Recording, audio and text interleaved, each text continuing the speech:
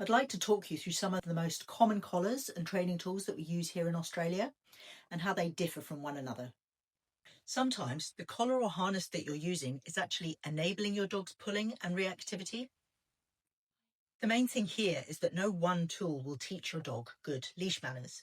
Collars are a way to connect you safely to your dog and a means of giving tactile feedback when they're zoned out and or have developed selective hearing.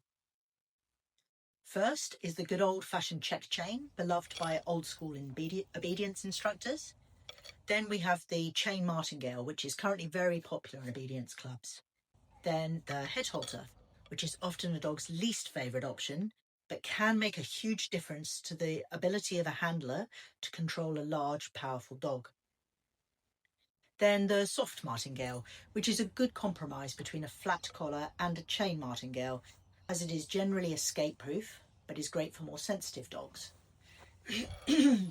Finally, I have a sports style harness, which I love for trail walking or running with my dogs, but which definitely reduces the level of control that you have over your dog. Here's Chili modelling the chain martingale. So after fitting it carefully over your dog's delicate ear area, you can see that it offers a comfortable fit, which only tightens with the jingle of the chain if the dog pulls into the lead. Your dog can be taught to recognise that the sound of the jingle as the chain moves predicts the collar going tight. And if you're accurate and consistent, is a good way to back up your loose leash training drills. A check chain is very easy to put on and off, which is part of the reason that they're so popular in the obedience and show rings. But you must make sure that it's put on the right way up. The loop must look like a P and not a Q when you hold it up in front of your dog. This allows the collar to lie flat across the top of their neck and for the chain to slide freely back and forth when the leash is loosened. A slip collar works in exactly the same way.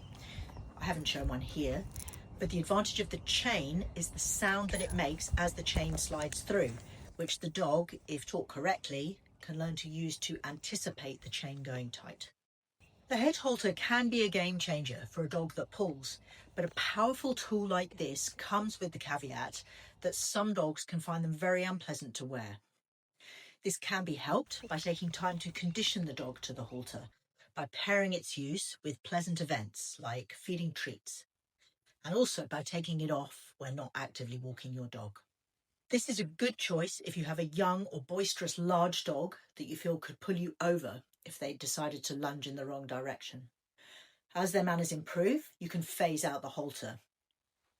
And you can see that the soft martingale really is not much different to a regular flat collar, except that it does constrict the dog's neck if the dog pulls and the leash goes tight. This is handy for dogs with thick necks, like bulldogs, where it's easy for them to reverse out of a regular flat collar. Interestingly, even though a good harness like this is often seen to be the kindest option for walking a dog, and goodness knows dogs do love to pull into a harness, Chili's body language is showing us that she finds the whole process of putting the harness on to be a little bit stressful. This is probably because of all the bending over her body and clipping things into place. They can also rub and mat the fur under the armpits, especially on longer haired breeds like poodle crosses. I prefer to avoid front attach harnesses as they affect the dog gait significantly if they pull into it, and they align the shoulders in an unnatural way. Don't believe in gimmicky tools to stop pulling on the leash. I've seen dogs work out how to pull into every type of collar, halter, etc. You need to teach them how to stop with patient and consistent training. My favourite use of a harness is to go trail walking or running with my dogs, and the best way to do this is with a waist leash, which I've shown here. I also have another wider, more padded belt that I can use when I'm feeling a bit more serious, or when I have both dogs attached at once. Now for my favourite tool, the 5-metre long line. I reckon I use my long line every day, whether it's with my own dogs or with clients' dogs, as it gives me the most flexibility and freedom to take a dog out for exercise and a sniff. Here you can see me unravel the lead to give Chili plenty of room to sniff around and eat a scatter feed that I've thrown out here on the grass for her.